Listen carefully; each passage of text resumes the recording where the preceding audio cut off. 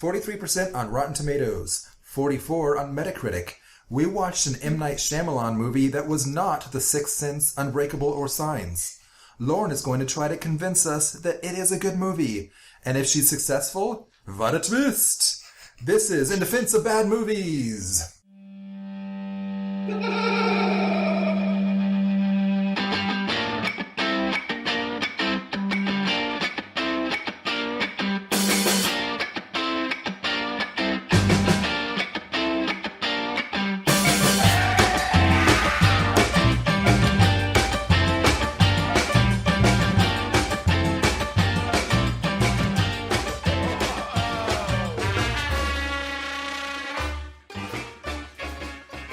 Welcome to In Defense of Bad Movies. Sam Bowen here. Let's go around the horn. Hey, Loren McJanet-Taylor. How's it going? Sam. It's going well. Awesome. I'm excited. Laura King. Hi, how are you? Oh, good, thank you. Bobby Mattern. What is up? Hey, we are going to be talking about... You didn't answer his question. The ceiling and the fan, Good. which is nice and quiet. So you don't hear... You'll just have to take my word, listeners, that there is a fan. Okay, so we watched The Village, which, when it was, it's like the third one after Sixth Sense, the third Night in Shyamalan movie? Fourth, including Sixth Sense, okay. That's true. Because he did a few before those, but we don't really count those. They're in a different vein. We don't count Stuart Little in quite the same thematic vein. He did Stuart Little? He did do We call Stuart it Little. minor Shyamalan. Minor Shyamalan. I didn't know that. Wow. I actually didn't know that either. He did the second one or just the first one? I think just the first one. Oh, okay. Is this turning around your opinion on him? Like, suddenly you have to revalue some stuff? Cut this, please. Okay. We should probably do a synopsis of the movie, like a brief synopsis. Basically, it'll be a team effort. Do we spoil it? I guess so, yeah. It kind of is important, I think. If you've seen the film Hot Fuzz. Or if you've seen The Truman Show. Or you could just watch this awesome movie because it's awesome. But that's cool too. So we open on a community living in the middle of the woods, as established as 1897. And it's on the tombstone of poor Brendan Gleeson's son. That's right. I support this. Yes, that is true. I do not pay attention. Living in the woods, and it seems to be a happy little bucolic life, but there's some peril living in the woods, and they all speak of the ones we do not speak of. It's established in 1897? Yeah, in the very opening shot, we see Brendan Gleeson's young son has just died, and the tombstone says 1890 to 97. Seems like a bit of a cheat. Yeah. Lauren is correct. It's establishing. Okay. No. I'm not doubting you. I'm saying that kind of, for what happens later. Yeah. How is that possible? Well, let's get into that later. Go on with the synopsis. I think this is going to be a big problem.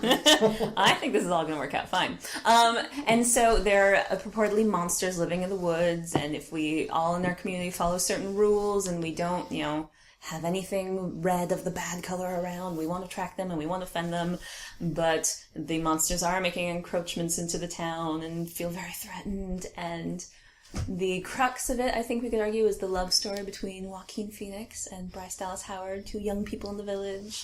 And how much more do we want to talk about? Give away?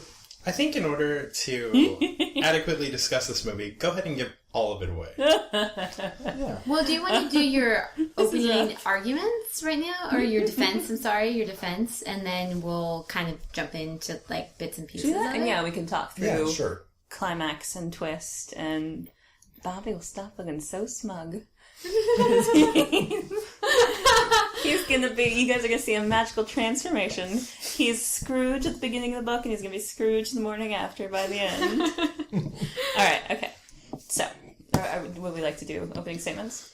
Yeah, let's go for it. Thank you, Sam. The act of making art is intrinsically a complicit one. While the artist creates the work, the audience is asked to do their part, to keep an open mind and be receptive. I ask you now in this room and listening to keep an open mind and remember back to a time before it was chic to hate M. Night Shyamalan.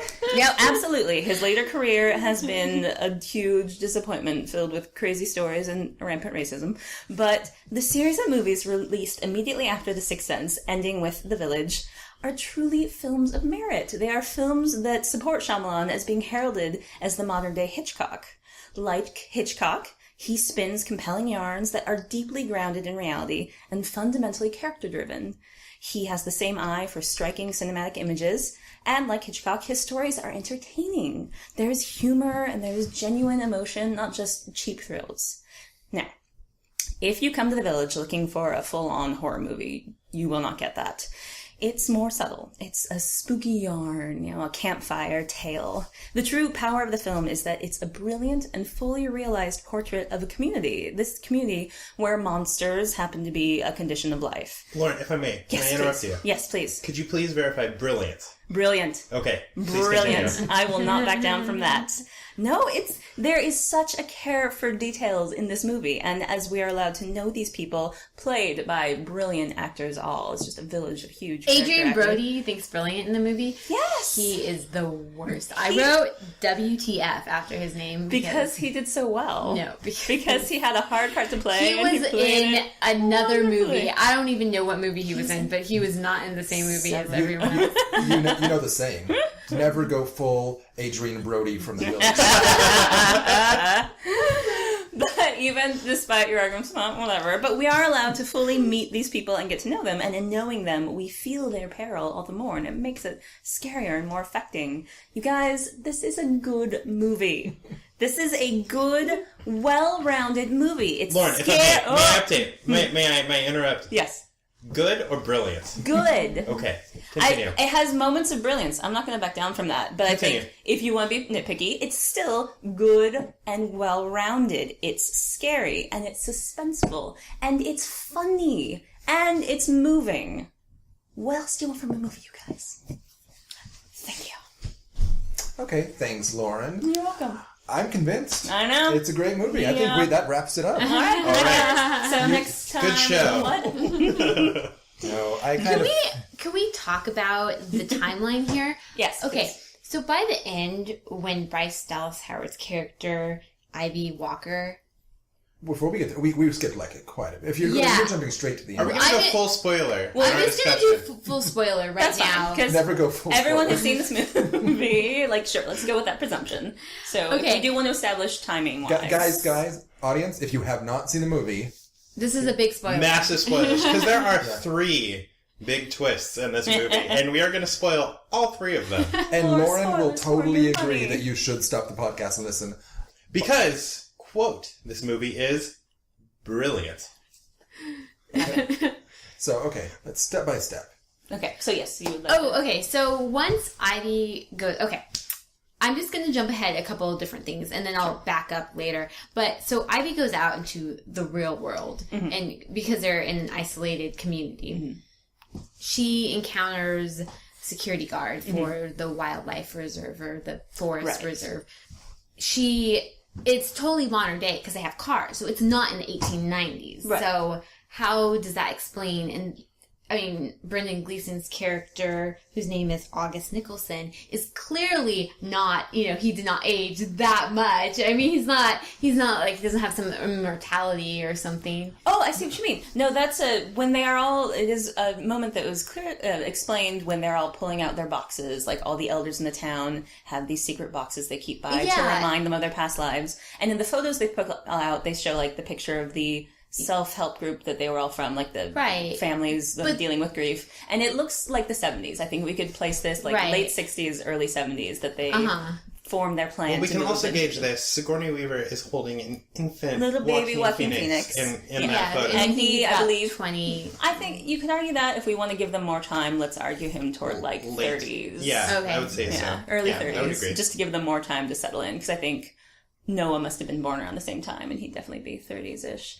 And so since William Hurt is this professor of history we've learned, I think they picked a time that ascribed to the kind of similar morals they wanted to. So they picked a date to set themselves into. Okay. Can So I offer in my 1972. first objection? Oh, please. Why did they pick 18, whatever? Why not instill these kids with no sense of the timeline outside...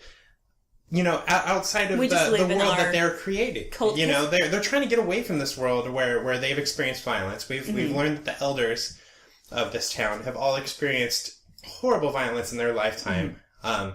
and they're creating this community outside of all of that. Why even try to mimic the timeline of the world they're trying to escape? That's fair. We could have just moved to some, like, random bucolic and not picked any kind of timeline. But I think it's sort of a commentary on how people nowadays talk about, like, oh, how much better it was in the old days. Like, if we get back to the 50s and, like, so William Hurt's just taking it a step for them to make 2000, I believe this movie came out in 2004? Yes. To make 2004 1897. Why not make it just 2004? He's a history professor, and he's been to Williamsburg and, like, all these historical... He's like, guys, we could just do this, but wouldn't it be so much cooler if we did this? I don't think... The audio of the reveal cut out right before he said, wouldn't it be so much cooler? Do you guys? Okay. This is going to be awesome. Continue. I accept this. I grant you that is a good question, but I think we can imagine just in the fanciful, like, magical realism, if you go back to a really pure time, like, it's not just we're a community, but if you are trying to mirror something, then you can mirror this era.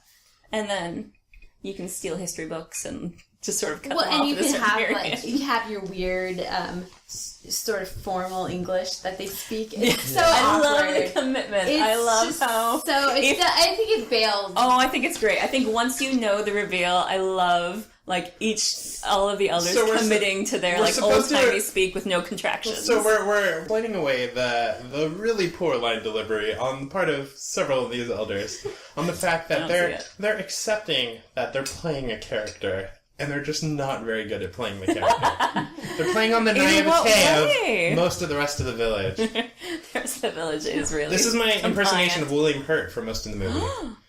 You know, I'm not going to attempt to hold speak, but he'll speak in sentences. Where he'll allow lots of silence between words. Even after 30-some years, he's not used to the speech. He has to think about, okay, what am I going to say? I think that might be a William Hurt mannerism. I feel like that's not peculiar to him. And I think that he just has such great presence and gravitas I think he makes it work. All of the children should be aces at this kind of language because they've grown up on it. Okay.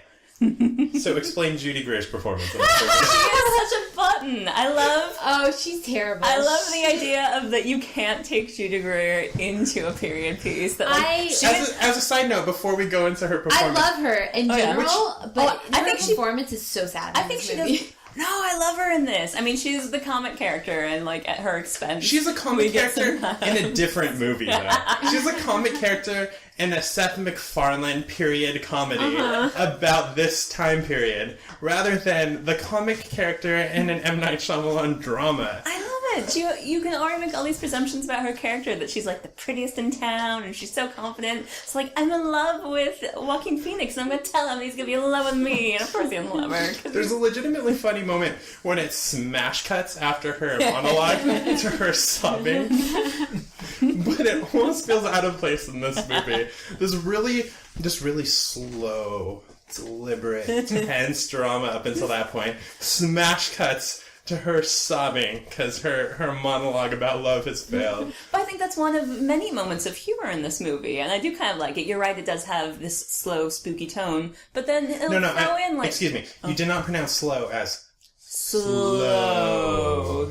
Because if this movie is anything, it's slow. I would say... You know what? Actually, I think that this movie is really oddly paced. It, for the first half of it, you almost have a movie that's contained.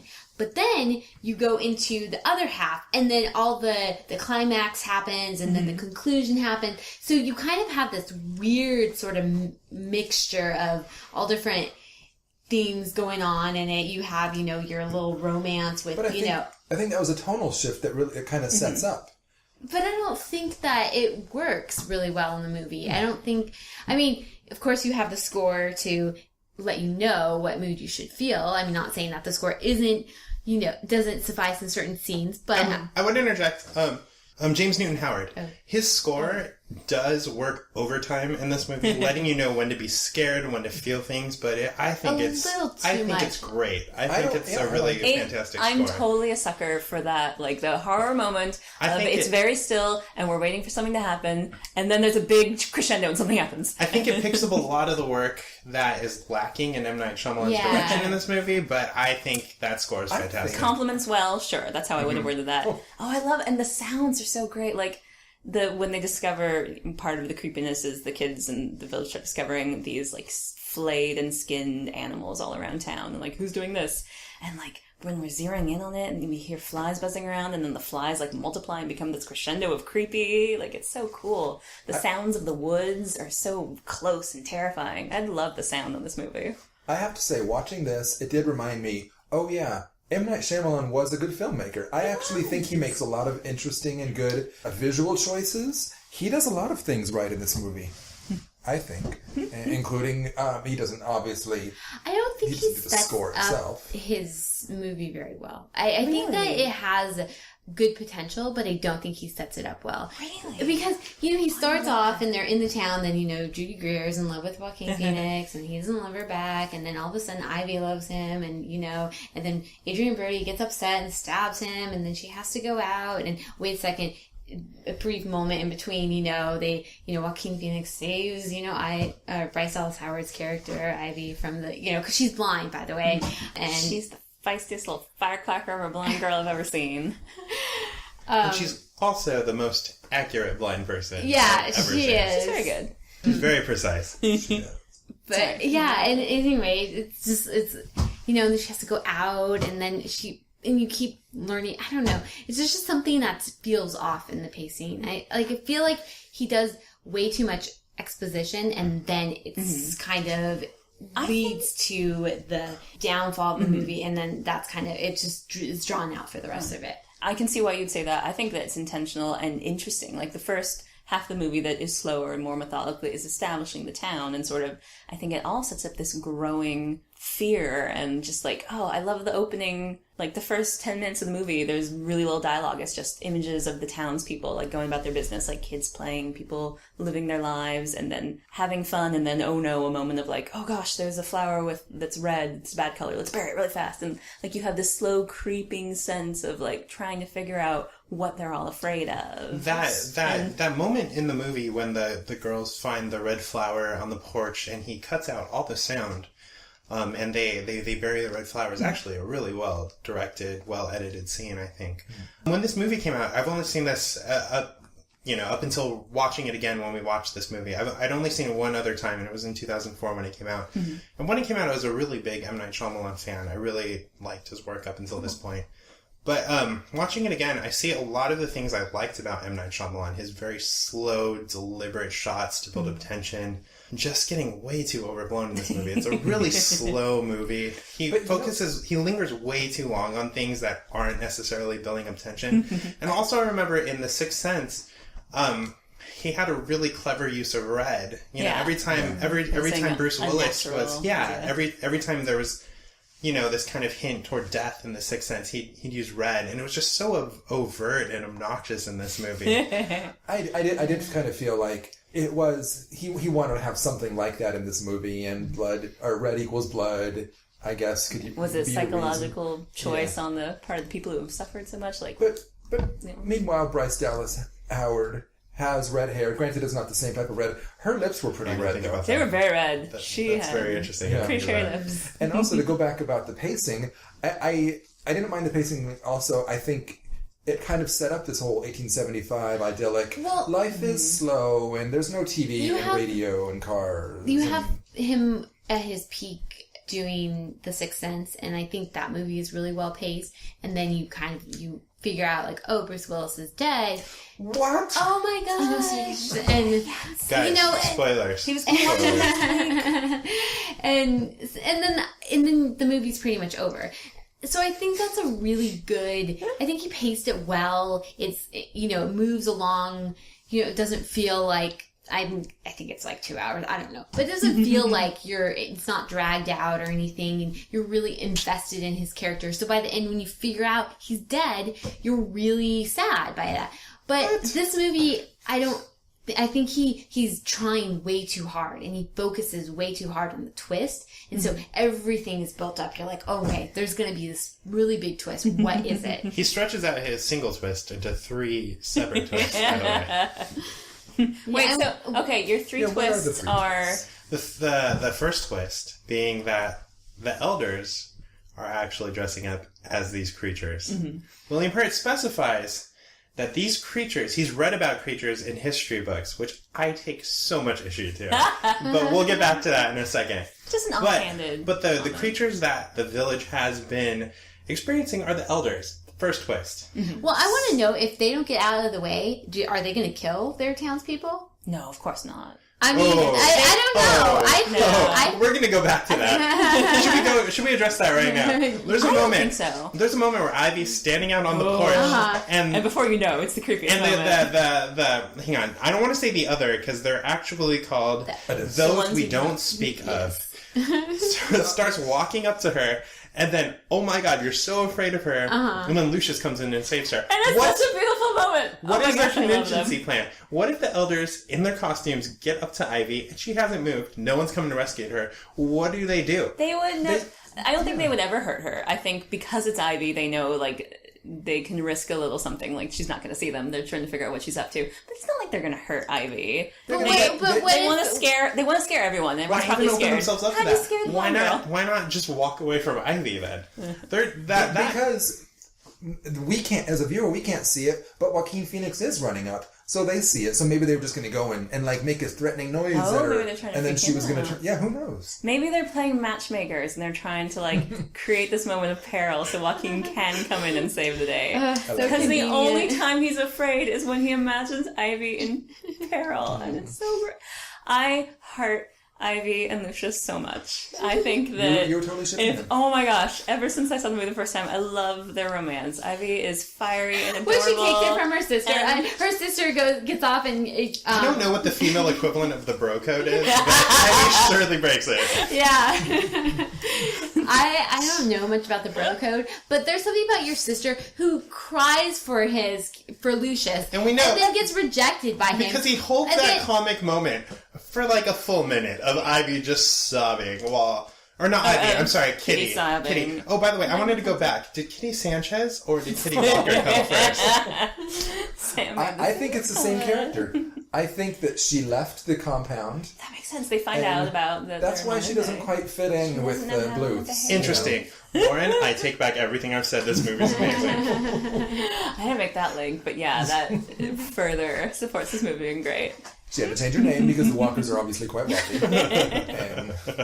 But so we have townspeople are the monsters. First twist. Second twist. She runs into a monster in the woods. And even though we've seen the scene 10 minutes beforehand, we get repeat voiceover dialogue of, by the way, I've read in history books that there are monsters in the woods, even though it's discovered that William Hurt's character was a history teacher, and he is full of shit. He has not read anything about monsters in the woods. No, I believe that to be true, and I think maybe just like local town like histories that include superstitions. Oh, the town he created. Yeah. Okay. I understand. Of his area. Of his area in modern day Pennsylvania. Where does this that's already Pennsylvania. I had the same thought at first, but the voiceover is in her head. Yeah. She doesn't realize that he's full of shit. No, absolutely. I understand that. I don't think he is lying. I think he just told her that as like that's what gave us the inspiration. I disagree with that. I think he is full of shit, and I think that she does not believe he is lying. No. I think she realizes he is full of shit about the monsters attacking them, so that's why they put on the garb. But the whole... No, but in the history, why are you letting this blind girl go by herself? I don't know. No, she came with 2 cowards. Yeah. No, the first time. But she turned around, and then she found the costumes, and then William Hurt told her, her father told her. No, I think what Sam meant is he comes out with Fran Kranz and Michael Pitt out into the woods, and they both ditch it. And the plan, but then she goes back. No. That's beforehand. That was a flashback. That was a flashback. There's a lot of line jumping. Okay. But yeah, the plan was initially... Because M. Night Shyamalan really wants to preserve this twist. He wants to reveal the information to you, the audience, in a way that will preserve all 3 twists that he has in store for you. We do go from a nice linear movie to crazy time jumpiness. But so the plan is initially that these guys will go with her into the woods. They will stop at a certain point when they find like a different road, and she will follow that road into the towns and get the medicine. And this is a gamble, but the only way they can protect the town is if we send the blind girl and hope nothing crazy happens like she experiences electricity. Which is bananas. Unless she has superpowers, which she might, because there's a point in the movie where she counts paces to Joaquin Phoenix's Lucius's door. Yeah. And she gets right to his door, and she's not walking in a straight line. She's walking in a curved line, counting paces, and she gets to his doorstep, which is very narrow. I imagine there's a footpath that she knows how to follow. And of course she knows that path very well, because she loves him. She's guided by love, Bobby. Oh, and she knows that he's in danger because his color is different. His color is she can't see his color. No, but she's like 20-something. It's a small town. She knows. She's been doing that forever. Yeah. She loves him. And she's guided. She knows immediately. As soon as they hear that, oh no, Noah has blood on his hands, she knew. And she ran. And she's crying the whole way. And we're focused on her face. And she's walking for like 10 minutes. And she's just falling apart as she goes. And it's amazing. Let's go back to Adrian Brody. We talked about it earlier. Wait. Hang on. Before we go to Adrian Brody, second twist. Oh, yeah. The creature in the woods that Ivy encounters is actually Adrian Brody. Go on. Okay. So we were talking about it, and we were wondering, is Adrian Brody, is he the one skinning the animals? Yes. Okay, so he has worn the costume before? Because he knows about their secret, and he found it under the floorboards hidden in his house. I don't know if he knows about their secret. But he knows that they're fake. I thought he just found it know. While he was in the room. He just was bored and started going through the floorboards. I think he knows it's a joke. Because, like, in the very beginning, they're all sitting down to, like, funeral dinner. That would imply a certain level of maliciousness to Adrian Brody's character, and I don't think... I'm curious if it's there. I agree with that. But maybe he thinks it's the trick, and he just is going along with it. Psychopath. Well, the very beginning, when they're all sitting down at, like, a big community dinner, and we hear noises in the woods, and everyone's scared, and Noah is, like, laughing. He's, like, clapping and really excited about it. I think he knows that it's fake, and I think...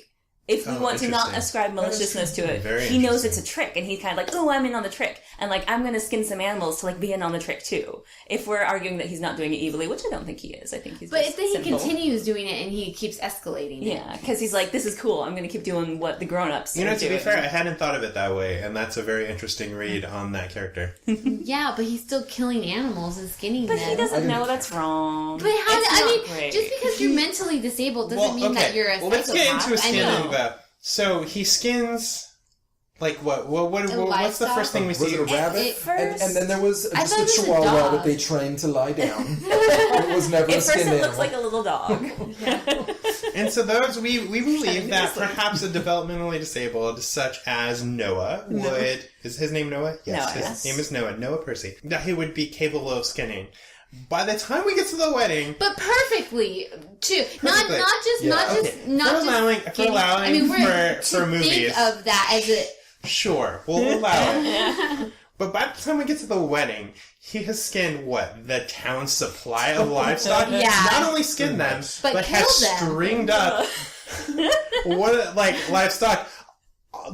On top of doorways. Yeah. It doesn't make any sense. He's never seen the horror movie, so he doesn't know, this is a classic. And no one has seen him do it, though. I mean, that's the part that I don't get. That doesn't make sense. See, that's why I don't think he...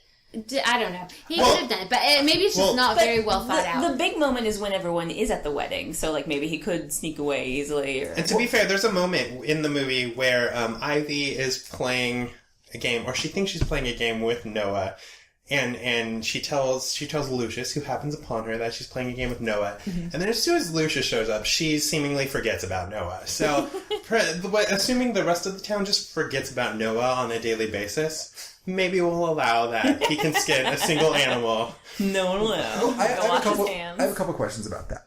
Okay. First, they show us the shed that nobody must go to or whatever. And that's where the costumes are? In all caps, by the way. The first letter of each word of that is capitalized. Yes. The shed that no one must go to. Exactly. Okay, yes. No one, not Noah.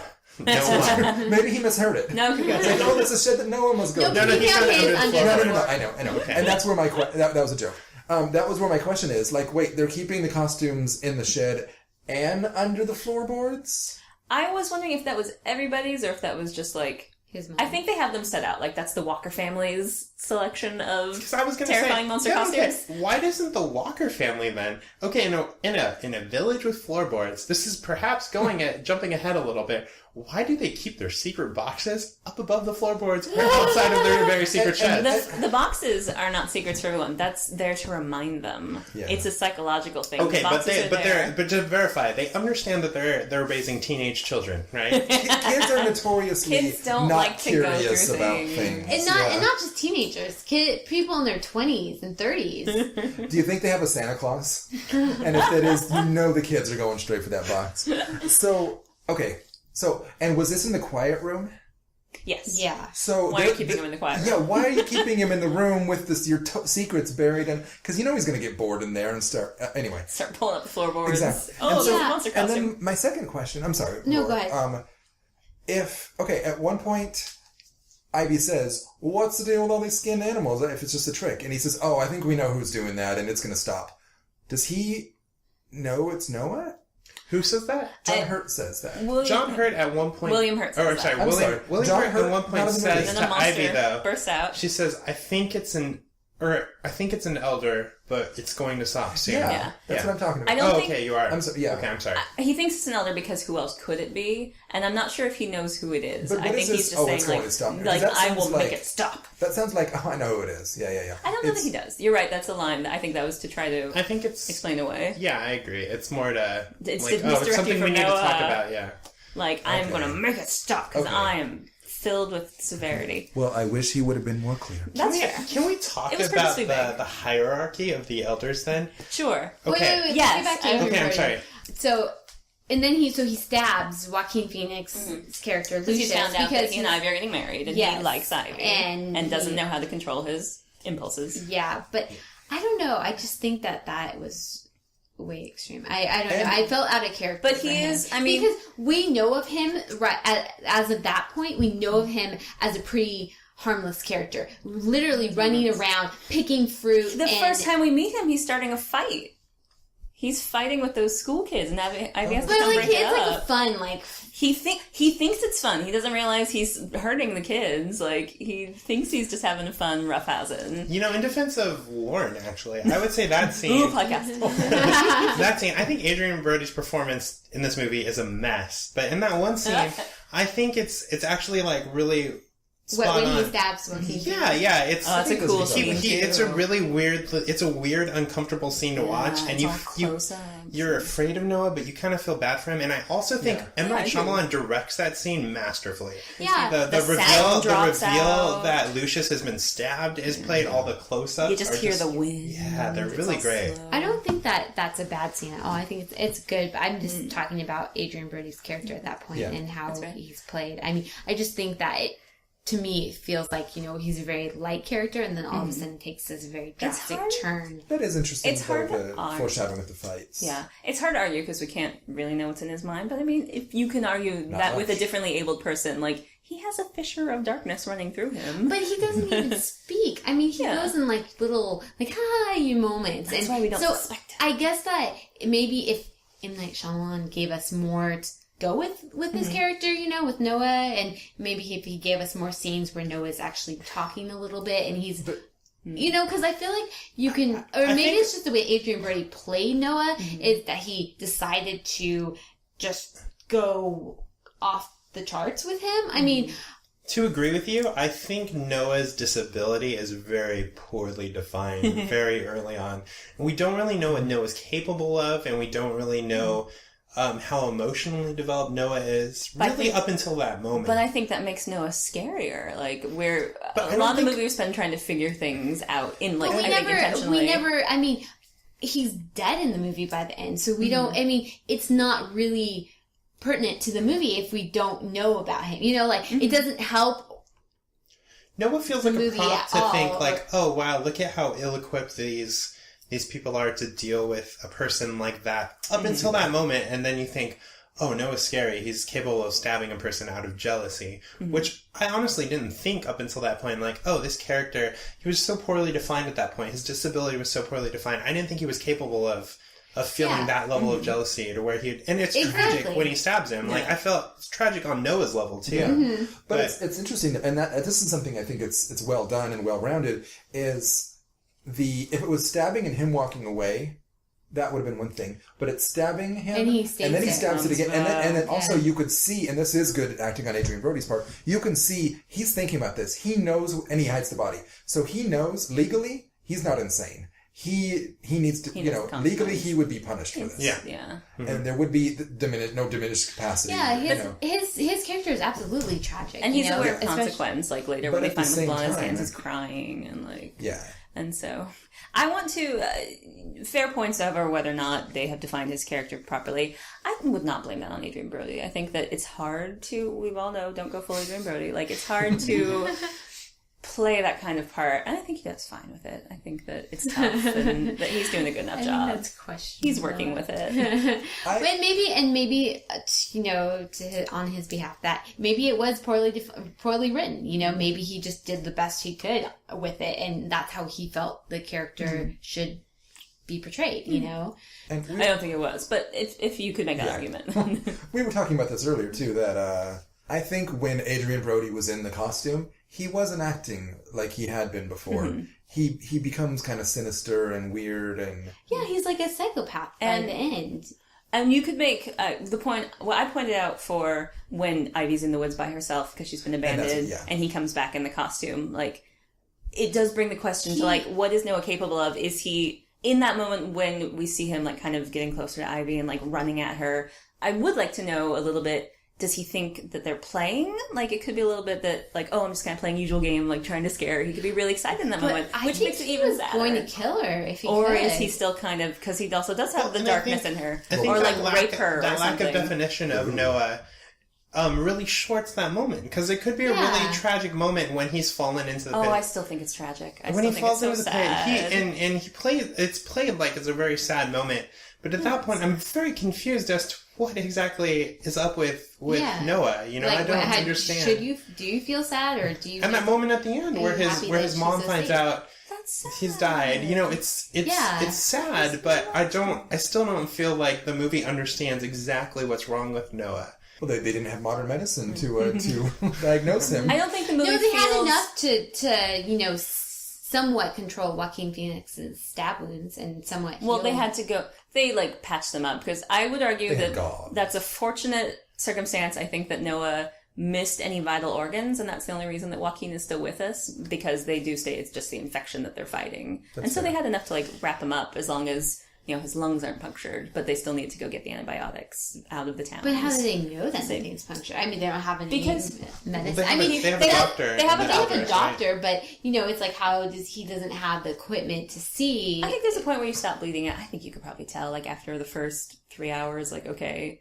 He's not. But even if he doesn't hit organ, like if he had stomach stuff, wouldn't it leak out? That's what I mean. If he didn't hit vital organs, you can be stabbed. Like, you have a little bit of wiggle room in between. Is there something you want to tell us, Loren? I've stabbed many people in my life. And all of them have survived. It was no. I went through lots of trial and error. I had to figure out just how to do it. And so you stabbed a man just to watch him not die, and then I got distracted and missed it. Loren, expert at non-vital stabbings. Yeah, and vital. Took time to figure out. With practice. It's actually a lot easier to do the vital. Can we seriously talk about the hierarchy of the elders? Okay, yes, I'm so sorry. Okay, so everyone treats William Hurt as though he's the leader of the elders, but we're led to believe that the elders are all on equal par with each other, because early on there's a meeting where he says, I'm not the leader of this town meeting. So we're led to believe that there's no, like, the men rule things, the women don't. It's his idea. It's very clear that it's his idea, because we hear it on an audio recording or in an audio memory or whatever the hell that is. Absolutely. We hear that it's his idea, but they're all, it's refreshing. It's a very non-sexist sort of hierarchy in the elders, right? Why do they have a taming of the true law? A Taming of the Shrew Lot? Where the older daughter has to be married off before the younger daughter can start dating. What the hell? How does that make any sense? Well, because it's the code, it's a girl code. I think no parent likes when their teenage daughter starts dating. And so they start panicking. It's like, can we make up this law to stop them from dating as long as possible? Just a simple question. Are Judy Greer and Bryce Dallas Howard in this film supposed to be teenagers? I would imagine late teens, early 20s for them. Kitty seems pretty mature. I would imagine, though, that it's not wanting the daughter to date, it's wanting to unload the elder daughter. It's like, because when you have a turkey, like... she's property anyway. The problematic daughter, they just want to get rid of her. It's like, oh god, I do not... She might just get hit way too hysterical if, Bryce Dallas Howard, finds out she steals her man, And the guys are going to be all over Ivy. So they're like, okay, why would all the guys be over Ivy? Because she can't tell which ones she can't off. Because you could sleep around on her and she'd never know. She can't see anything. She'd see a color banging that whore. Maybe. They never revealed his color too. Doesn't that feel like they should have? She's not going to tell you. Stop asking. Okay, I'm sorry. I thought that was a cute moment. I thought that was actually a very cute moment at the beginning. But I still kind of would like to know, what is his color? Maybe it's red. Maybe that's what she won't mention. Their colors, they're Hufflepuff colors. Do you know that? And then the red are Gryffindors. Because right? Okay.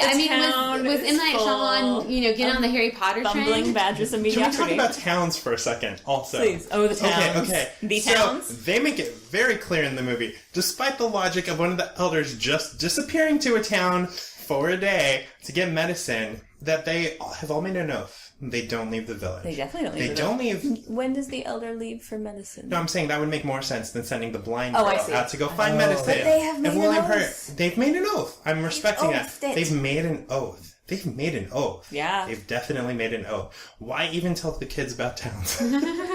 They have monsters keeping them in the village. Why instill them with a greater sense of a universe outside of their own environment? To experience good, you need to know evil. They need to give them a sense of... the monsters aren't evil enough. No. They need the towns. They're just monsters, but they need to know the full potential for evil in men that we are trying to avoid by living out here in our lives. So the goal of the village, which is, by the way... That's the whole thing is counterintuitive when you get Adrian Brody, who then goes and stabs someone in the village. Very quickly... Which is great, because they thought they were protecting against that, and they couldn't... And they're not. Let's very quickly go to the third twist. The third twist, which is that the village does not, in fact, take place in the 1890s, but presumably takes place in 2004 when the movie comes out. No, it takes place in 1897, and then she goes through the Time Woods. Yeah. Oh, the Time Woods. Gets to the future. Loren, I apologize. This movie's amazing. That's how I took it. I don't know. And all the other elders have traveled through the Time Woods, and that's why they all took pictures of themselves in the 70s. Yeah. But so seriously though, no, the elders have created this community to escape crime and to escape all the evils of the modern world. But they instill in these kids a sense of a world outside of their village, even though they've created monsters to keep them inside the village. And they've also instilled in them the idea of murder. Very explicitly. We don't want you to. Murder. You totally could if you wanted to. There's murder. Just very early on, one of the children says the 23-year-old sister. No. One of the school children mentions that one of the skin animals was murdered, and then instead of saying murder, what's that? It's like, yes, that is murder, because we have instilled in you a sense of murder, even though that's what we're trying to escape by creating this village. How does he even know? How does Adrian Brody's character even know you kill that? Animals. He would know the consequences of that kind of thing. I have no problem with that. Yeah. But it's a fair point. Again, going back to why isn't this just a modern day village? But maybe that's not a flaw of the movie. It's a flaw of the people. But I think it's a very well-established fact that, when you're telling a lie, you don't want to tell too big of a lie. You keep it simple and basic. So in case anyone ever in conversation mentioned Philadelphia. Oh, crap, I wasn't supposed to say that. I mean, it's one of the towns that, So they wanted to keep it close to the truth. So it wasn't too grandiose. Okay, on that note, though, Alice, played by Sigourney Weaver in the movie, has a press conference. No, not a press conference. Let me get back to press conferences in a moment. But she has a town hall meeting with all of the adults where she talks about, the skinnings, and she blames it on coyotes or wolves. But there's so many adults at that meeting. So are we to believe that those adults are also in on the secret? Yeah, I imagine so. I think that beyond the 8 main elders that we kind of know who are in the support group, yeah, they must have been other members of the group or extended people that they knew who all wanted to come in on this grand experiment. But so speaking of wanting to keep your lie small and not too big, that's half the village, at least, that's in on the lie. And the more people who are involved, the harder it will be to keep this secret. It's pretty elaborate, too. Yeah. And I think that would have been really interesting to have kind of to explore the darker side of the village, all the little details. There has to have been disenfranchised adults that are a part of the village who they've had to have dealt with in the past. What happened to those people? Clearly they got killed, right? I mean, they know the secret, so off with you. Oh, we've established that William Hurt is just a natural leader. He's very compelling. He just talks. No, I like Laura's thing, because I think that they probably killed those people and then skinned them. As hang them up and for a warning, Because sometimes these just the skin chihuahua is not enough. You got to have an elder. Maybe that's what happened last time the walkers came to town. They say it's been a very long time since they breached our borders. Maybe the first time they took care of some dissenting grown-ups. Well, last time the walkers breached our borders. Are we talking about Walking Dead? We're getting confused. We suddenly started referring to the monsters These as the people walkers. will miss The Walking Dead. But they are a family in town. Let's get back to It's really weird when you think about it, because these kids were born in the village and raised in the village, so they have this total autonomy within this small town, and they intermingle, and they marry off with each other. Oh, there's inbreeding for sure. So weird. Yeah, Eventually I'm saying inbreeding. all Unavoidable. that going on here. Okay, going back, I slipped and said press conference, and that's because I was thinking Cherry Jones at one point gives a press conference about Lucius's condition, and it's not just it's not a town hall meeting like we had seen in the movie before. She stands in front of the location where he is being hospitalized and tells a crowd of people, journalists, exactly what's going on, and she it gets to the point where she goes, any questions, and then she goes, we're done here. It's just stop short of that. The town, they're all worried. They all know Lucius. They want to hear what's going on. They're afraid for him. That's how do you think they get that information? It's really weird that after Joaquin Phoenix's character Lucius is stabbed, that Sigourney Weaver disappears. It's his mom. That is true. But she isn't, you don't see her reaction to it. You don't see her until the very end. Yeah, that's fair. And I think that's true. We see the mourning from Ivy, which is totally understandable, but we also see Edward and his wife, Tabitha, deal with the stabbing also. Well, I think it's important for them because he is the He's leader arguing. of the show. Yeah. But yeah, you're right. But Alice, up until that point, Absolutely. is a major character in the movie and is fair. established as having a good relationship with her son. The film does immediately narrow to Ivy's story and becomes about her journey. But yeah, we kind of miss her. But then she comes in for that one last scene that's so great with her and William Hurt. That's actually a very good scene, I think. The scene where Edward tells her, this is all I have to give you. That's actually a very... He's in love with her, and he's so committed to his life and his family. And he wants to give her so much. I know. And that scene gets so close and so intimate, and I think it is a really... right next to each other. It's a really nice detail that they never touch, but going off of that, there's a moment at the wedding. Can we talk about the tension between Alice and Edward? I love it. There's a moment at the wedding where there's obviously a mutual attraction between them. It's obvious that there's tension, and so at the wedding, Alice goes to Edward to confront it more bluntly, more explicitly, and she goes up to him, and then she gets dissed. And we know she gets dissed because the camera slowly pans down and shows that Alice has extended her hand because she is trying to get a very sensual handshake. What exactly is she trying to get out of this Well, her scene? hand was waist level. Maybe it wasn't the hand that she was looking Oh, for. goodness. Sorry. I mean, they established before. Lucius mentions to her that he knows that William Hurt's character is in love with Sigourney Weaver because he never touches her, and he doesn't want people to know that he likes her, because that's the same way Lucius feels about Ivy. And so it puts a thought in her head. I don't think she's going for a sensual handshake. She just, in the receiving line at the wedding, puts it out there and just kind of casually waiting for it. And William Hurt is so, like, eye contact all the way, like, I'm not going to look down at your boobs or anything, like, I'm going to be up here the whole time, and so he doesn't even see the hand. And then she walks away with a smirk because she knows that he likes her. Because when you look at the cleavage of the woman you love, not her eyes, forget the eyes, but when you look at her cleavage, you're just going to break down and sexy motorboat her. prairie gown. Oh, yeah.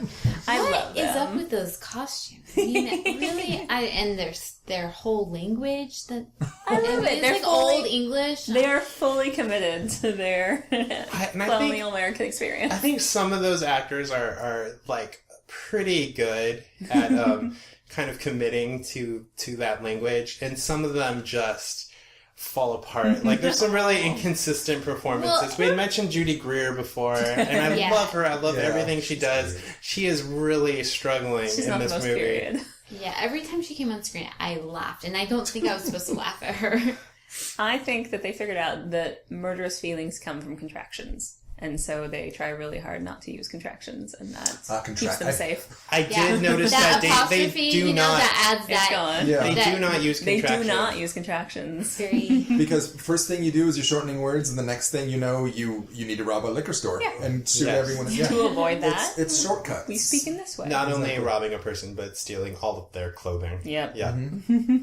And while they're naked lying there, you might as well rape them. But I would say, like, a lot of the more seasoned, very talented actors in this movie still struggle with that dialogue. I would say William Hurt, Sigourney Weaver. There's some scenes where they're great, like we mentioned, but there's some scenes where they're just awkward and they can't quite pull it off. But I think they do. Maybe that's a character choice because they grew up and they lived in modern day, so they would have a hard time fully getting comfortable with it. They're very good at it. The younger people. Okay, so going back to Judy Greer. Judy Greer. Judy Greer. Yeah. Okay, Bryce Dallas Howard is great in the movie, and I think she's really great. But there were a couple times where she had some humdingers of lines, and she does okay with them. But I think she does her darndest with the dialogue she's given. You know, some of them you're like, did she just say that? I still like color has disappeared. And I saw this before her career really took off with Lady in the Water and Spider-Man 3, and I think this is really just a really good. Legitimately, I'm transitioning out of irony. I think this is really a good showcase for her talents. I think she's great in this. Yeah, and I think Joaquin, who's proven to be very reliable in everything he does. Pretty much. Like, he's really good in this movie. Oh, I know. I love him. And his smoldering, just quiet intensity. I love their storyline and just their little love stories. And then they're together, too. They work well off of each other. Yeah.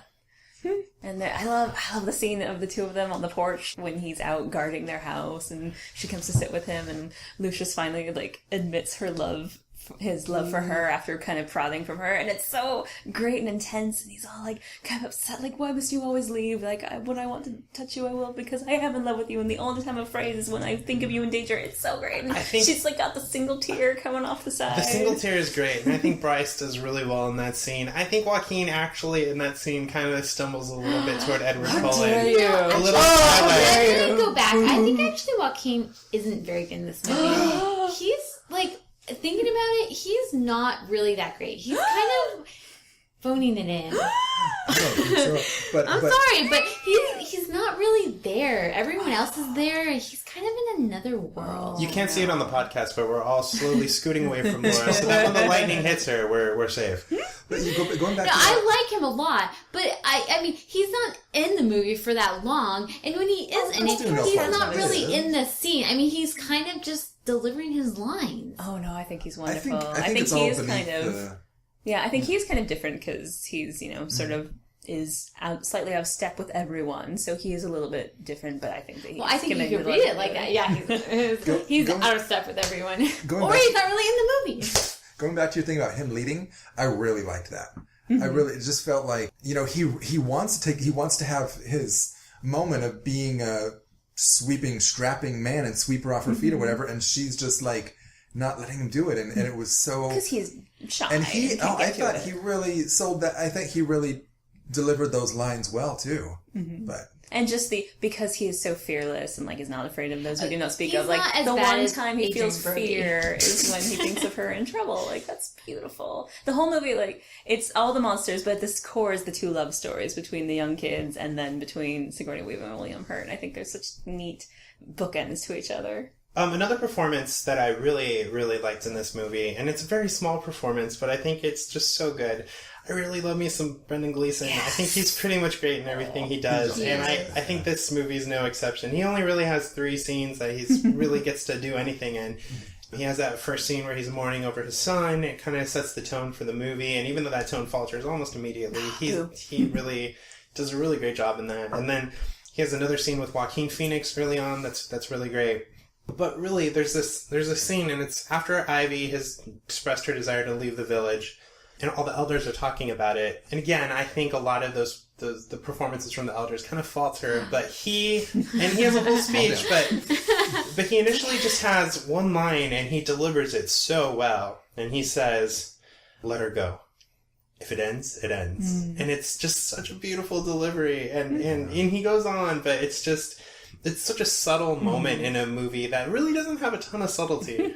And he conveys a lot just in that one line, too. It's not, just like he's got a bunch of feelings going on under the surface. And I'd love to credit M. Night Shyamalan for that line, but I really think it's Brendan Gleeson just really adding a lot of nuance to that performance. I think it's a group effort, but yeah, Brendan Gleeson is amazing. He can do anything. And that moment of, because he spent the whole movie in grief and just he's ready to let it go if the cost of us keeping our society is by letting another person die, it's not worth it. It's beautiful. I agree.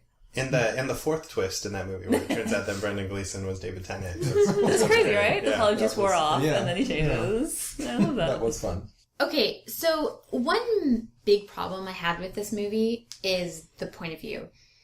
It opens and you kind of get an omniscient point of view. You get the whole town, you get little snippets, kind of focusing a little bit on Lucius and Ivy.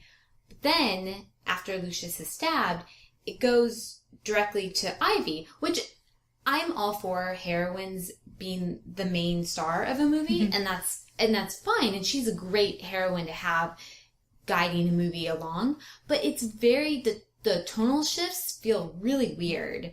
And it's jolting. The pacing feels off in the movie. It's like all of a sudden you get a lot, and then you get you're filled with a lot of people in the movie you're watching, and you're immersed in their life, and then you're just with her and her solidarity, and you're kind of doing this journey with her.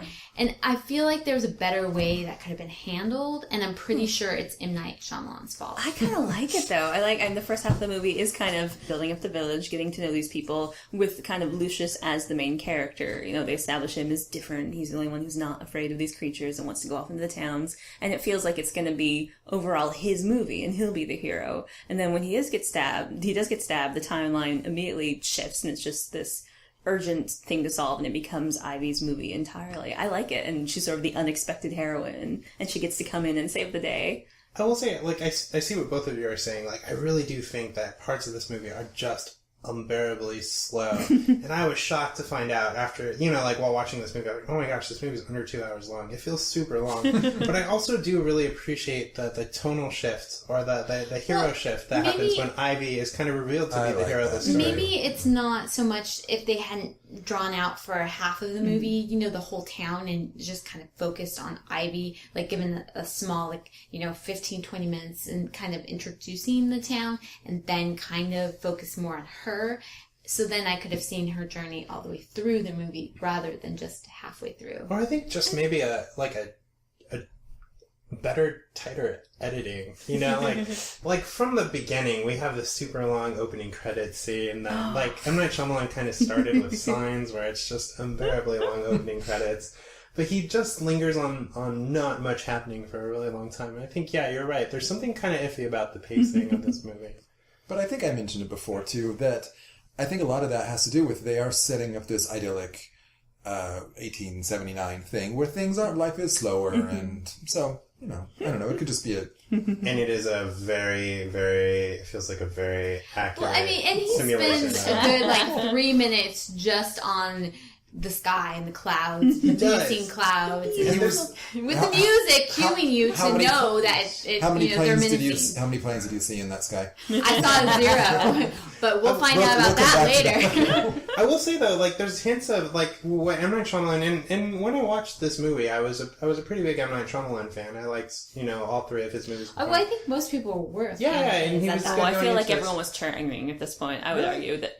I think it was starting to get like there were people who were signs, and then. I think even though it was Unbreakable, I think after Sixth Sense, people started dropping off. Like, oh, it wasn't as good as Sixth Sense. I think by now he wasn't box office kryptonite like he is now. Oh, it dropped off a lot more. more. People boo at his trailers. When the devil came up and his name came on the screen, people booed at that. Obviously, the hipsters were hating M. Night Shyamalan well before this movie. I mean, at this point, he's getting people like William Hurt in his movies, and like Sigourney Weaver. That was a tight cast. He has very good cast. And I can't imagine Joaquin Phoenix getting anywhere near an M. Night Shyamalan movie now. But in this movie, I think he shows kind of a lot of the promise of his earlier work. Like a lot of the shots he holds are just really slow and deliberate, and M. Night Shyamalan is really, really good at building up tension. And there's a couple of shots I really think of. There's a shot in the woods where like Noah in the costume is off in the distance, and then the shot pans over and Ivy is unsettled and she finds a hiding spot, and then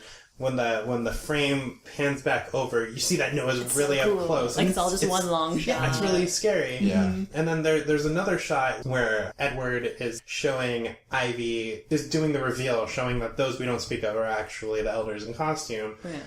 And they're in the shed, and you see Ivy's hand reach out into nothing, and it holds that shot for so long, just an unbearable length of time, until finally she touches the costume, and we as the audience are kind of surprised at the same time that she's surprised. Shots like that are really M. Night Shyamalan's strength. And it cuts back, and you see like the costume of the monster just like hanging there, like creepy but lifeless and eerie. And that's cool. Yeah, and he does a really good job building tension with showing very little. But also this movie, as you mentioned, just a lot of gratuitous, long, unbearable shots of the woods and of the sky that don't really don't really do anything except for add to the running time. It's all mood and experience, and it's us versus nature, But I think... Is it that simple, us versus nature? I actually think that might be one of the only scenes I take issue with in the movie. Like, it's cool for us when when Edward is revealing the monster costume to Ivy. Like the blind girl in the movie. Yeah, he's says, gonna reveal her by touch. He's like, I can't explain it. You just have to go reach out. Like, no, she's the only one you can explain it to. It looks awesome for us as the audience, like when it's spooky reveal. But the blind girl's not gonna get it. She's just reaching out, and she's like, "What am I touching? What's happening?" Like, explain it to her. Lauren, by the end of this podcast, I will convince you that The Village is a good movie. But I think Bobby pointed out earlier that with William's speech patterns, if he were to explain it to her, it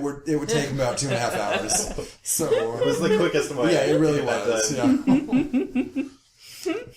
Speaking of cool reveals, when we find out that the park ranger guy, when they open the refrigerator and get it revealed. You like that shot? You like that?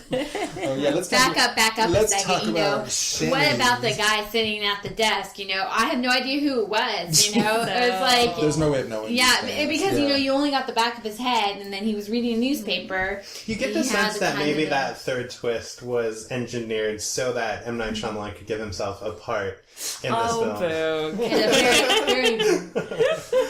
Yeah, the third twist is brilliant. Voice. I love it. But yes, when we come into the park ranger hut and Shyamalan puts in his cameo as like the head of the Rangers. You can see the progression of M. Night Shyamalan's cameos throughout his movies. Yeah, Sixth Sense, he plays like a doctor with a very small part. Unbreakable, he's in it for like a shot. Science, he gives himself a little too heavy of a role, and then in this one, he engineers an entire scene around like the reveal that he's having his cameo in the movie.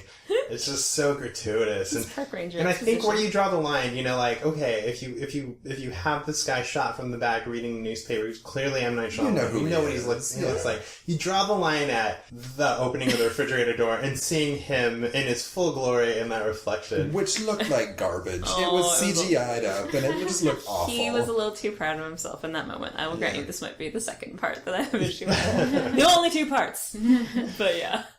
Why did he open that refrigerator? Oh, because he needed to get the antibiotics out. But 4 feet away from those antibiotics from him was M. Night Shyamalan's character, who could have easily seen it, but oh no, he just convenently was looking at the newspaper. He's focusing on his newspaper with all the gloom and doom. Oh my gosh, can we talk about the gloom and doom? Oh, please. Because the headlines are really gloomy and doomy. But he's also listening to the radio, and I honed in on this detail this time through, and I transcribed the radio broadcast word for word because it's hilarious. Okay, and this word for word is the radio broadcast he's listening to. There's an overturned tractor trailer causing a 1-hour delay at the Lincoln Tunnel. The body of 7-year-old Katrina Nelson was found today. She had been missing for 3 days. Another 14 soldiers died in combat when a bomb exploded their convoy. It's 35 degrees outside. But that is literally what's playing on the radio at that time. Life is terrible. Yeah, who wouldn't leave the world at that? That's the weather. Because the weather changes in their little community. I mean, it's much warmer there than it is in the outside world. Yeah, it's really cold. No one is wearing and everyone thick enough met 3 coats. times. Like, I was thinking 85? No. 55? No. 35 is absolutely They're going around in summer shawls. I did listen. I noticed that radio broadcast too. I did not notice something. 14 soldiers died in combat. What combat? Just anywhere, somewhere in the world. 14 The endless war that's happening. Don't even need to say.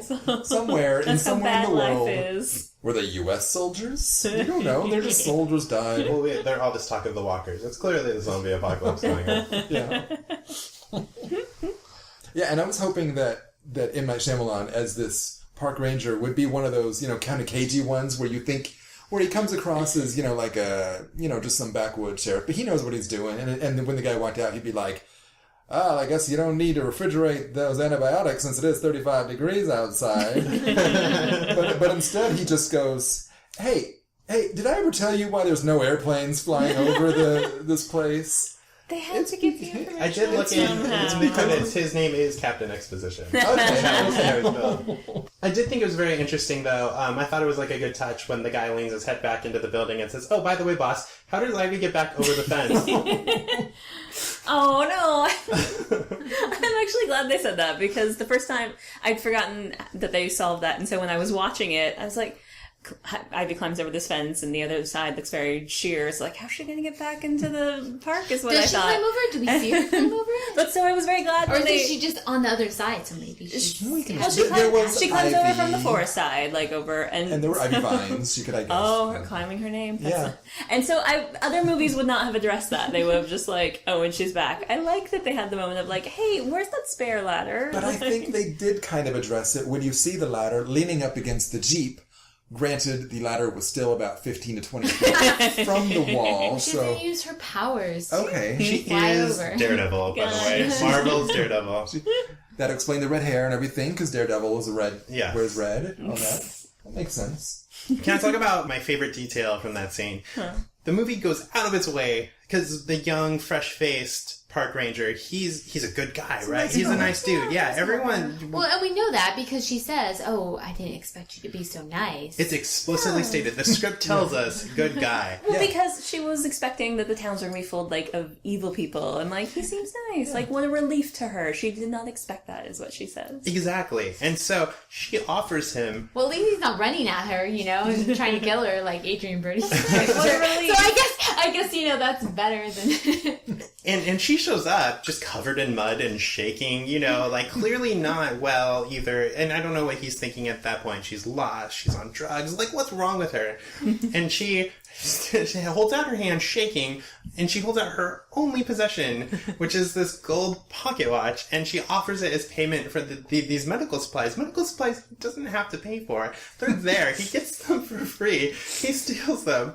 And you get the distinct impression, because he's such a good guy, as he walks off, like, oh, yeah, no, it's fine. I'm just going to go get these medical supplies for you.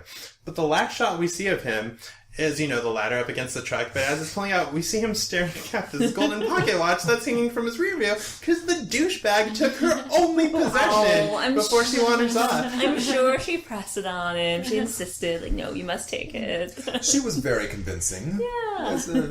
And he was so befuddled by her that, like, he just was overwhelmed. Like, oh, okay, sure. I'm just saying, if a homeless person offers you a gold watch, do you take it, even if they insist, or do you just... You don't want to offend the homeless person by refusing. That's true. That's true. If a homeless person offers you their gold watch, you say yes.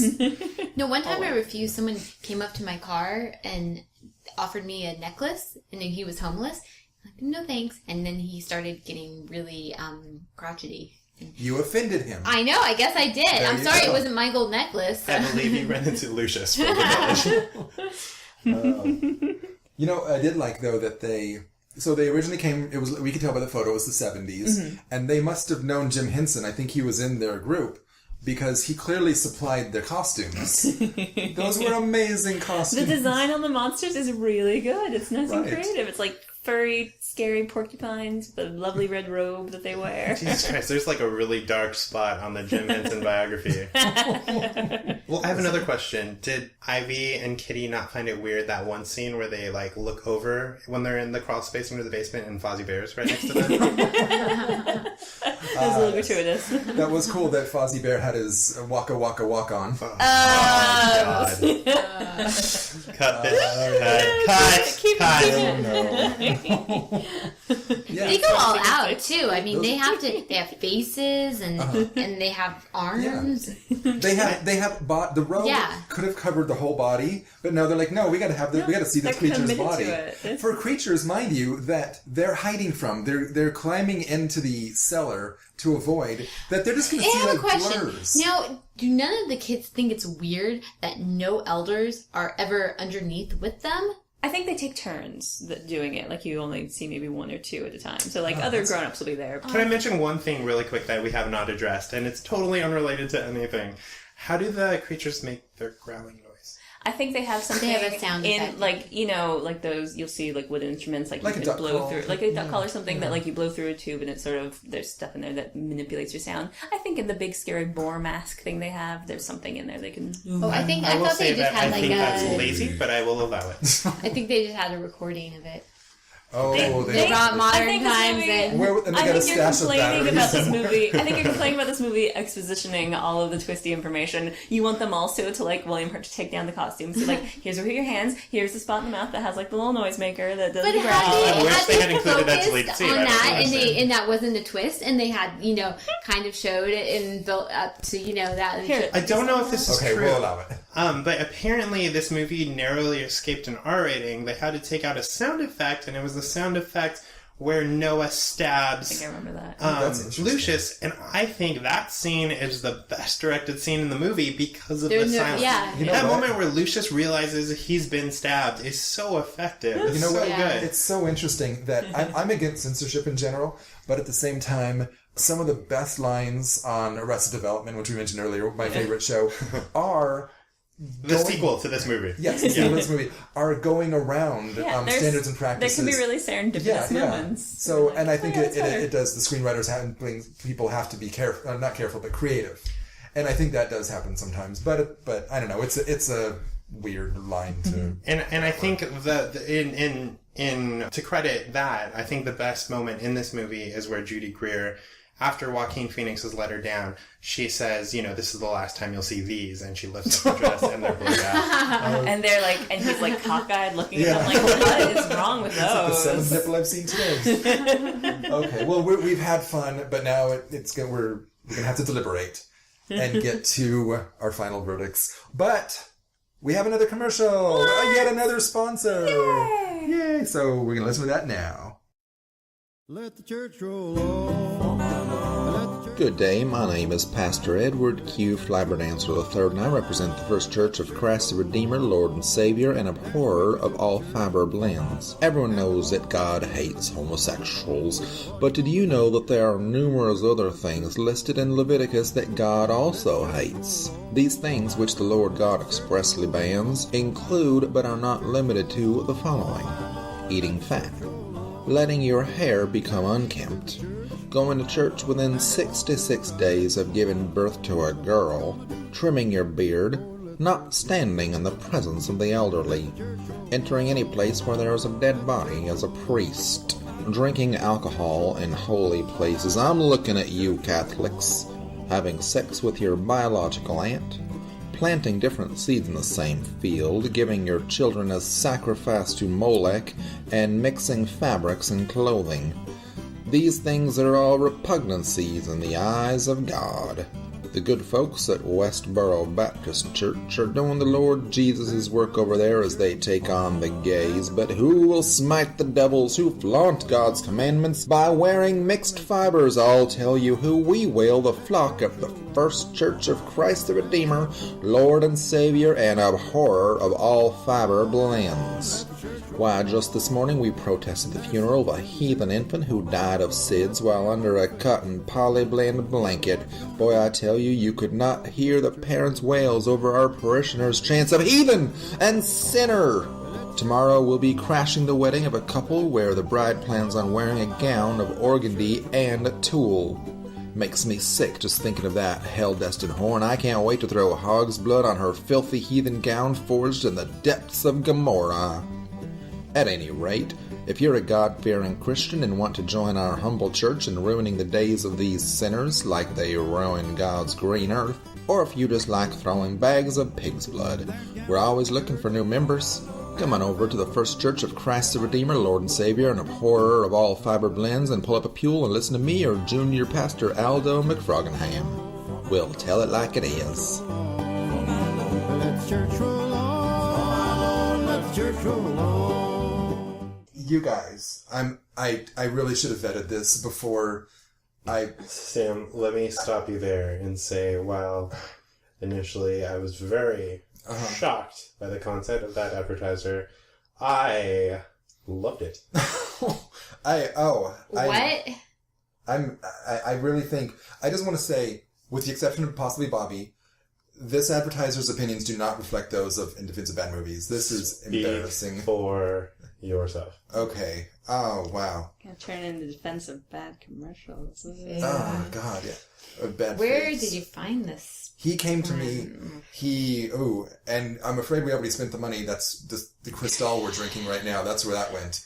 So we can't take it off. Plus, the way podcasts work, there's no editing. Once it's here, it's here. Can I just throw it up and we can give it back? No, we can't. This is our sponsor. So let's not have him back. Yeah. Okay, but anyway, thanks for this commercial. It really helped us. It kept us in Cristal. So yeah. Now we know, Loren. We know what you. I don't think your opinion has changed. You guys are right. This movie is shit. No, I'm lying. I love this movie. I think it's lovely and methodical, and just I enjoy it very much. And I'm going to say personally, I mostly agree with you. There are a few flaws here and there. I'll allow it. Yeah, but mostly I think this was when it wasn't M. Night Shyamalan's peak. But if you could walk away from this going, yeah, I want to see what he's going to do next. Unfortunately, what he did next did not inspire the same confidence, or what he did at any point since then. Bobby? Well, I certainly had problems with this movie, and I certainly wouldn't call it brilliant. But watching it again, I solidly hated it the first time I watched it. And watching it again, it really isn't as bad as I thought it was. M. Night Shyamalan does as much right as he does wrong, and so no, I don't hate this movie. It's fine. It's not great, but it's fine. Do you think it was just an expectation thing that you had higher expectations before? Or? Sure, and maybe this time it's knowing where his career's headed after this movie. Well, it's still after her. Grasp on the last moments of good that you can. But it's certainly no, Lady in the Water. It's. Oh, thank God. But Laura, how do you feel? We'll see. I categorize movies that aren't very good into two categories in my head. Like, they're really bad where they're insufferably bad, or they're just bad. I'm like, yeah, they're okay, or they're, so I put it in the latter category, so that it's just okay, kind of bad. There are a lot of solid moments, but I think that there are also a lot of moments where we need to know more about people's actions, and we need to get more character development. I don't think we get enough of that. It's kind of hard for this movie. But yeah, I just there are a lot of problems. Anyway, and the main thing, I'm sorry, but the twist is just absolutely ridiculous. So that's my thought. That's just out of curiosity, what would you consider an insufferable movie that you absolutely cannot stand? Sorry to put you on the spot. No, I'm thinking of really bad movies. Oh, there was this movie that was actually pretty recent. It's called They Came Together with Amy Poehler and Paul Rudd. I love both of them. I love everyone in that movie. Don't believe a word. Oh my god, that movie! I'm hearing some other spots as well. Though. Could not get past that movie. I was just like, what the hell are they doing in this movie? Did that skip theaters? Yeah, it was straight to on demand, like on purpose. I believe it was limited release though. Yeah, okay. But I think I saw it as embracing new media and trying to get straight to the. That's true. The they do that sometimes. But yeah, I've heard that from other quadrants as well, and it makes me so sad because so I love sad. all those people. It is so all the sad. state alumni. But Bobby really liked it, and I don't know what I'm missing. I maybe just don't have the sense of humor. Did you really Do you want to defend They Came I Together? will absolutely defend They Came Together, but I believe it was pretty well received. So. We'll have to do some research. That was just one that I can think of off the top of my head. But a long time ago, I remember watching 4 Rooms, the movie, and I hated that movie. Oh, and that was post Pulp Fiction, where you're like, yeah, anything Quentin Tarantino. Was it Quentin Tarantino? No, but he only did one of the yeah, rooms. he did It was. I just remember still. being horrified at that movie, and I mean, I was very young when I saw it, so it could have been just I didn't understand some other things. I can come up with a legitimate one that you would put in the form category. Is it one you like? No, well, I mean, for the wrong reasons. Like, you would legitimately put any of the Twilight movies. Oh yeah, the go. Twilight movies are terrible. Guys, Twilight sucks. How about Spring Breakers? Okay. All right. Don't give away Bobby's So secret. thank you for... Okay. So, I guess we'll wrap it up. Do you have anything to plug, Loren? For myself, no. I'm just sitting here. Follow me on nothing. She doesn't like anything on Facebook, so she won't acknowledge you on Bookface? Facebook. I don't know Bookface. Laura, how about you?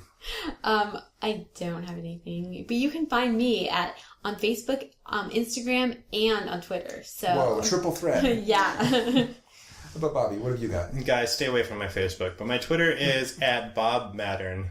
MATTERN. Okay, and I don't know. I probably have an improv show coming up, but I don't know Yes, when this you is do. gonna... But this might drop after that, or like where it's like too late. Anyway, well, if it doesn't, what the hell? October 19th, we've got our drunk show. Who is this? Oh, I'm sorry. You're much better at this than I am. My improv troupe, The Upperclassmen, and it's a lot of fun. What happened to the lowerclassmen? They were demoted to preschoolers. They suck. Don't ever go to a lowerclassman show. So if this I'm a part of the lowerclassmen, and I'm offended. Are they girls? Do you have a problem with girls? Yeah, they're not funny. We're getting. I'm just kidding. Don't worry, audience. I'll kick him in the balls. I've met several funny women. RuPaul is hilarious. No, and of course you can follow me on Twitter at Sam. Do you say you can follow me on Twitter at sambowen.com or at sambowen.com? You can say at sambowen.com. Okay, well we'll do that one. I think you should do 2 ats. You think so? Yeah. So like yours would be, and I'm saying this again to prove that I'm not just trying to put my Twitter out there twice. At Bob Mattern. Yes. Okay. Okay. No. Oh, no. That's No, not how okay. you just say, follow me at your Twitter handle. Okay, follow Laura at your Twiddle handle. Twiddle. I wonder if anyone has taken your Twitter handle, because that's actually really good. I have a question. I don't know if it's the correct or appropriate time to ask this, but I really like our theme music. If I wanted to own it on my iDevice. Oh, okay. It is the appropriate time because I'm going to share with the listeners as well. You could get it on iTunes. The band is Urban Voodoo Machine. The song is Jimmy Cuba? Sounds Jimmy Yeah, Cuba. Jimmy Sounds like Cuba. the thing they say. Although they do a lot of good music, though. That wasn't it. That was not one of theirs, I'm afraid. That would have been awesome, though. And unfortunately, our hearts go out to Rob the Kid Skipper, who is the fiddle player for the Urban Voodoo Machine. I'm afraid he passed away on, I believe it's October 4th or 3rd or something like that. So, Sorry to hear that. yeah. It's a shame. Really great music. Yeah, thanks. I don't know why I'm thanking you, but yeah. So anyway, on that unfortunate note, but yeah, go out and buy their music because that's a good consolation. Not really. Anyway, for In Defense of Bad Movies, I'm Sam Bowen. I'm Lauren McJanet Taylor. I'm Laura King. I'm Bobby Mattern. And until next time... Find us on Facebook! Find us on Facebook, yeah. And like us! And like us. Rate us on iTunes. Only complimentarily. Yeah. Subscribe to us on iTunes. And tell a friend. Thank you. Good night. Bye. Bye. Bye.